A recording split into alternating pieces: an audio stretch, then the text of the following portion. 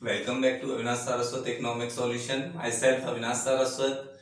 आज की वीडियो में हम बिटकॉइन के बारे में देखने वाले हैं। स्पेशली पर्टिकुलरली बिटकॉइन है क्या, ये कैसे काम करता है, कैसे इसकी कीमतें ऊपर नीचे होती हैं, कैसे इसमें इन्वेस्ट किया जाता है, क्या तरीके हैं, उन सारी चीजों पे हम लोग आज बात करने वाले हैं। देखिए, जब बिटकॉइन के बारे में मैं थोड़ा सा रिसर्च कर रहा था तो कुछ चीजें मुझे भी बहुत चौंकाने वाली मिली। देखिए, अभी तक हम लोग क्या जानते थे कि लोग एफडी करवाते हैं अपनी बचत के लिए। जिन लोगों में रिस्क लेने की थोड़ी सी और ज्यादा क्षमता होती है वो कहाँ उतर आते हैं?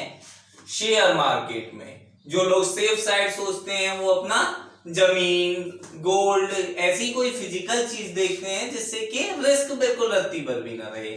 जिन्हें थोड़ा बहुत रिस्क चाहिए होता है, सेविंग्स करते हैं, वो एफडी की साइड जाते हैं। उससे ऊपर जब लोग थोड़ा और ज्यादा रिस्क लेने की क्षमता, हाँ, लेकिन यार जब मैं रिस्क बोल रहा हूं इसका मतलब है कैलकुलेटिव रिस्क। रिस्क हमें आंख बंद करके नहीं लेना होता। जब थोड़ा सा ज्यादा कैलकुलेटिव रिस्क लेने की क्षमता होती है तो लोग शेयर मार्केट में उतर आते हैं। क्यों उतर आते हैं? क्योंकि यहाँ पर प्रॉफिट गेन परसेंट जो है वो अच्छा मिल जाता है भाई। कभी कभी तो आदमी मैक्सिमम से मैक्सिमम भाई 60 to 70% भी ले जाता है, कई बार, रेयर ऑफ द रेयरस्ट, लेकिन फिर भी ठीक ठाक इन सब के कंपैरिजन में तो यहाँ शेयर मार्केट में भाई ज्यादा मिलता ही है। लेकिन जब बिटकॉइन के बारे में चीजों को जानना जब बिटकॉइन के लेकर रिसर्च की तो एक फैक्ट मुझे भी बहुत चौंकाने वाला मिला। सोचिए, इसमें कई बार आपको 200% से भी ज्यादा का प्रॉफिट मिल जाता है। थिंक अबाउट इट, सोच सकते हैं 200% से ज्यादा का भी प्रॉफिट। तो थोड़ा सा इंटरेस्ट डेवलप हुआ कि चीज तो अच्छी है भाई, इसके बारे में जाना जाए, थोड़ा सा और देखा जाए क्या होता है।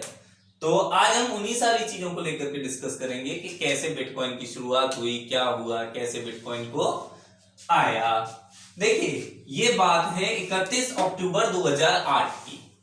एक व्यक्ति थे संतोषी नाकामोटो।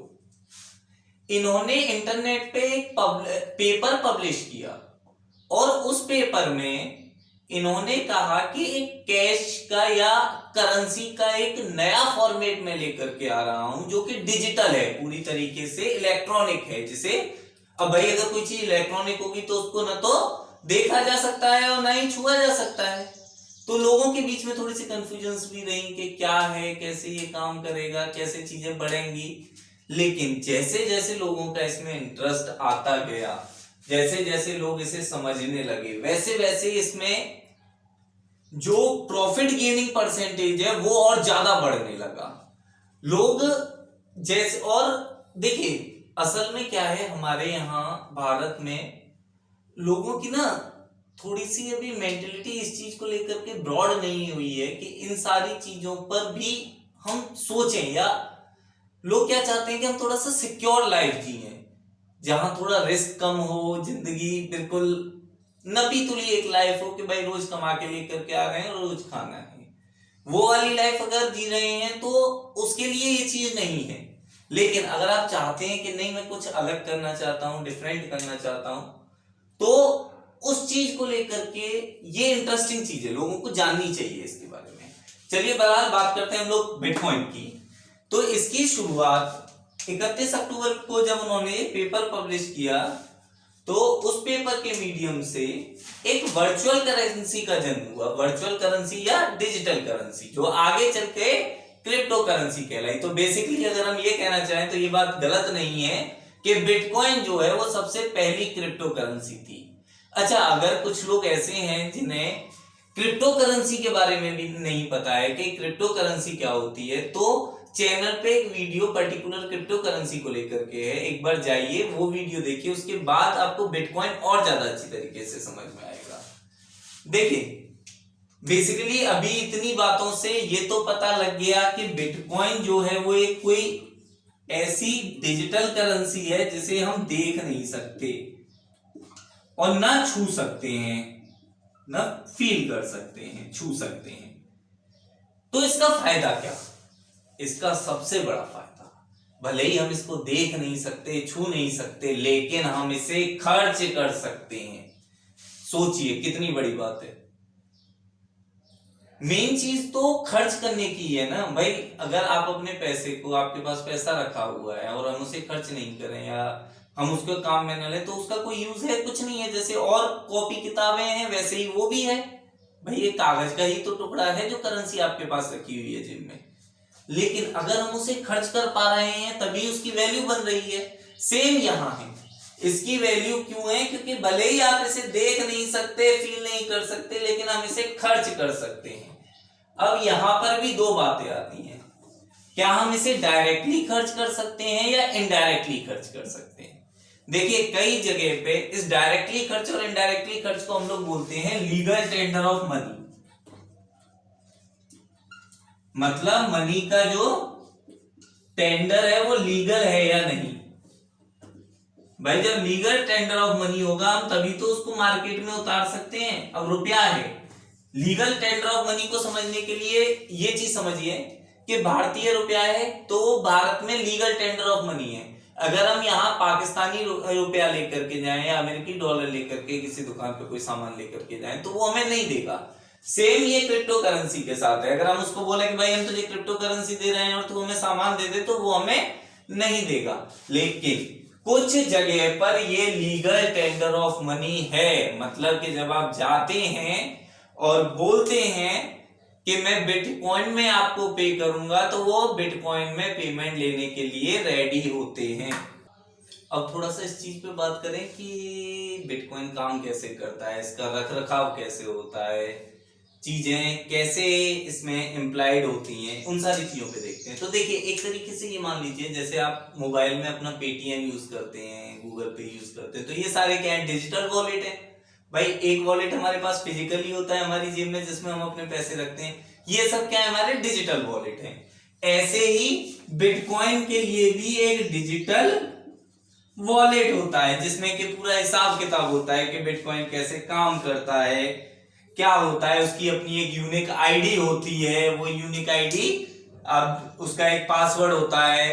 तो सारी की सारी चीजें यहाँ सेफ हैं। ऐसा नहीं है कि भाई अगर ऑनलाइन डिजिटल है तो लोग कॉपी पेस्ट करके किसी का हैक वो कर लें या ये कर लें। इन सारी चीजों से थोड़ा सा यहां पर रिलीफ मिल जाता है। अब देखिए जैसे जैसे बड़े बड़े इन्वेस्टर्स, बड़े बड़े बिजनेसमैन का रुझाव बिटकॉइन में हुआ, वैसे वैसे इसकी जो प्राइस है उसको भी बढ़ोतरी हुई। भाई कोई बड़ा बिजनेसमैन है, अभी हम एक नॉर्मल पीपल, आम आदमी जो होता है पर्सन, वो कितने के बिटकॉइन लेगा? भाई ज्यादा से ज्यादा हम लोग अगर मिडिल क्लास में आते हैं तो 50,000 के या 1 लाख के, 10 लाख के बिटकॉइन ले सकते हैं। लेकिन जो बड़े बिजनेसमैन हैं भाई, किसी ने 10 लाख करोड़ के किसी बड़ी फार्मास्यूटिकल कंपनी ने बिटकॉइन खरीद लिए या वो, तो स्वाभाविक है अपने आप से बिटकॉइन के रेट्स में इंक्रीमेंट होगा, भाई वृद्धि होगी।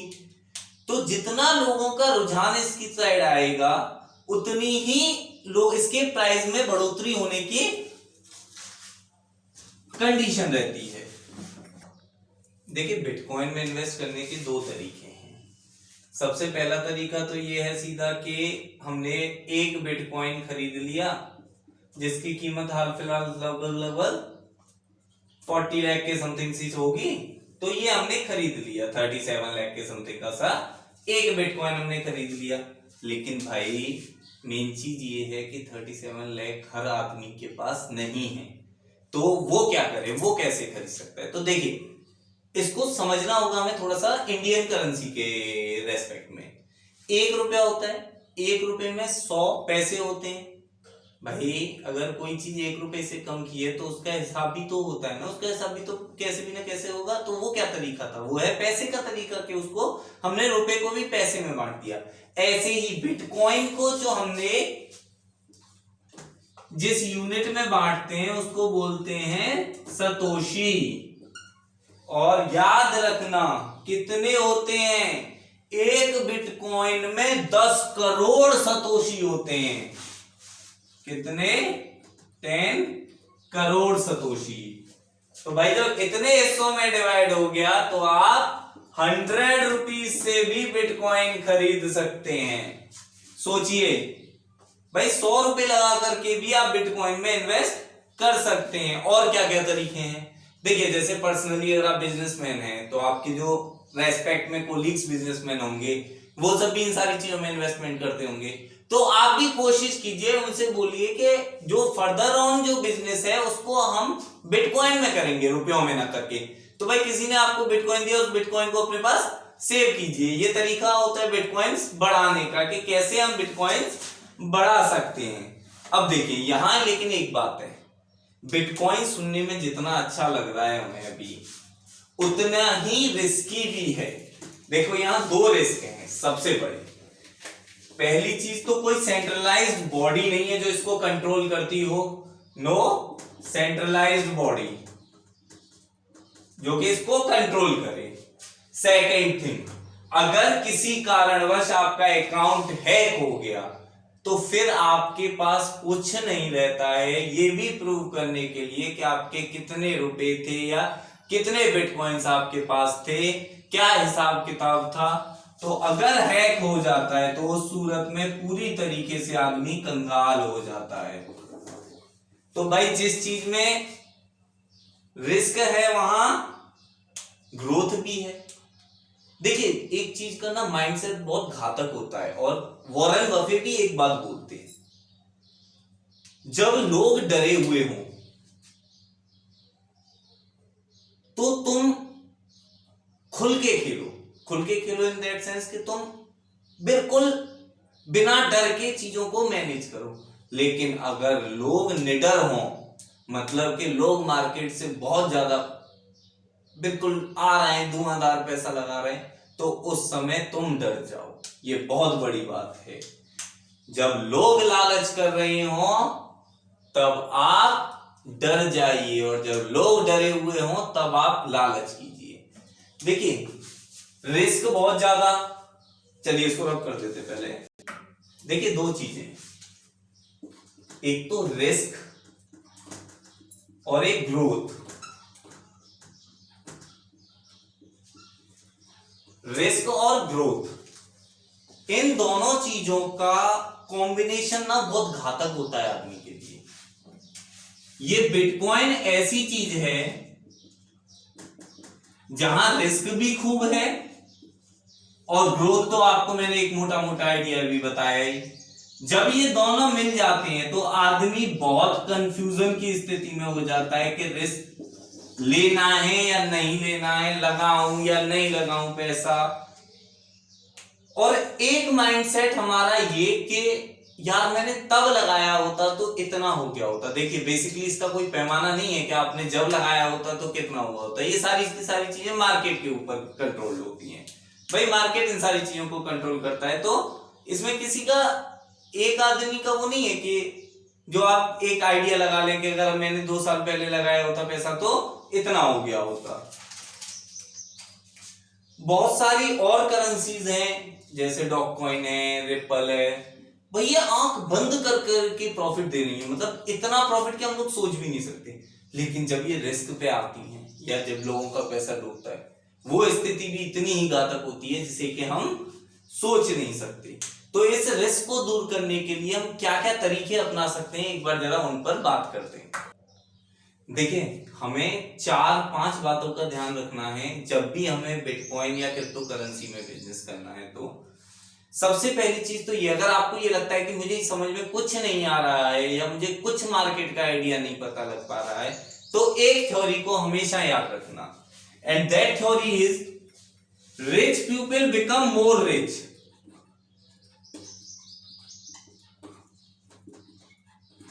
And poor become more poor. ये तो हम देख रहे हैं अपनी सोसाइटी में, भाई अमीर और ज्यादा अमीर होता जा रहा है और गरीब और ज्यादा गरीब होता जा रहा है। तो ध्यान रखना, अमीर जो है वो हमेशा पैसे गेन कर रहा है, कमा रहा है, और पुअर जो है वो हमेशा पैसे लूज कर रहा है, गवा रहा है। तो अगर हम कुछ नहीं कर पा रहे हैं तो बड़ी बड़ी कंपनी, बड़े बड़े लोग जैसे एलन मस्क हैं, इन्होंने क्या ट्वीट किया है, क्या कर रहे हैं, मतलब इन्होंने किस चीज में इन्वेस्ट किया है उसी में हम थोड़ा सा, क्योंकि देखो हम तो इन्वेस्ट करेंगे ज्यादा 5 लाख 6 लाख 10 लाख, ये इन्वेस्ट करेंगे एक बड़ी रकम, तो उससे उसका रेट इंक्रीज होना अपने आप स्वाभाविक है। जैसे कि एक चीज देखिए, 7 फरवरी को एलन मस्क ने बिटकॉइन को लेकर के एक स्टेटमेंट जारी किया, केवल स्टेटमेंट जारी किया, कुछ नहीं किया। और उसी दिन उसने 1.5 बिलियन डॉलर का इन्वेस्टमेंट कर दिया। कितने का? 1.5 बिलियन डॉलर्स।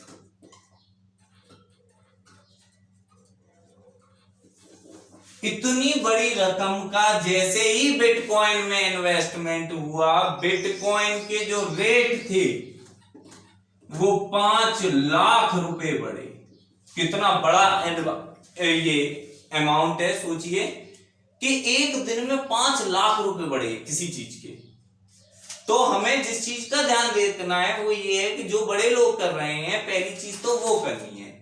दूसरी चीज, always move the market. Move the market से मतलब है कि मार्केट को देखते रहिए, जानते रहिए, परखते रहिए, किसने क्या कहा, कौन कहां जा रहा है इन दैट सेंस कि उसका इन्वेस्टमेंट किस साइड जा रहा है, कौन कहां से पैसे निकाल रहा है। इन सारी चीजों को लेकर के भी थोड़ा सा अवेयर रहिए।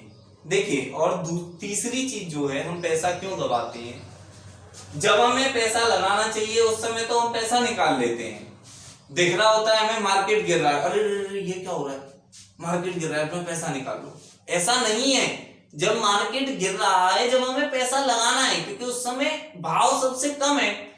और जब मार्केट चढ़ रहा होता है तो लोग बोलते हैं, अरे वाह मार्केट चढ़ रहा है, इसका मतलब पैसे लगाने का टाइम आ गया। अरे नहीं भाई, वो एक लिमिट तक ही तो चढ़ेगा, उसके बाद फिर उसे नीचे आना है। मार्केट क्या सदा के लिए ऊपर रहेगा? नहीं रह सकता। तो ये सारी चीजें हैं जो हमें, इसमें लोगों को समझने के लिए प्रॉपर गाइडेंस नहीं है एक तो। अच्छा, अगर आप लोग समझना चाहते हैं ना, तो एक वेबसाइट है www.dcxcoinlearn.com। इस वेबसाइट पे भी बहुत अच्छी आपको इंफॉर्मेशन मिल जाएगी इन सारी चीजों को समझने के लिए। तो कहने का मतलब यही है कि चीजों को जानिए, परखिए, और अगर कोई और फायदा कमा रहा है तो हम क्यों नहीं फायदा कमाएं उस चीज से। तो अच्छा, बिना जाने लेकिन चीजों को हम फायदा नहीं कमा पाएंगे। तो पहले किसी भी चीज में इन्वेस्ट करने से पहले प्रॉपर उसकी नॉलेज लीजिए, देखिए उसे। Thank you very much.